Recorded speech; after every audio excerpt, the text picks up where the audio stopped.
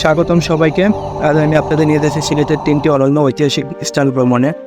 এই ভ্রমণ আপনার হৃদয় ছুঁয়ে যাবে। আমার প্রথমে যাত্রা ছিল হযরত শাহজালালের মাজারে, যা সিলেট শহরের কেন্দ্রে অবস্থিত।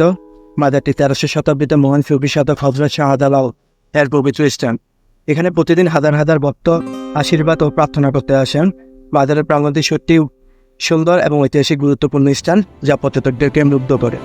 এরপর আমরা যাত্রা করি এমসি কলেজে। আর এমসি কলেজ 1892 সালে প্রতিষ্ঠিত। এটি সিলেটের অন্যতম পুরানো শিক্ষা প্রতিষ্ঠান। এরপর আমরা যাত্রা করি হযরত শাহপরানের মাজারে। হযরত শাহজালালের ভাতিজা হযরত শাহপরান এই মাজারে সিলেটের আরেকটি গুরুত্বপূর্ণ ধর্মীয় স্থান।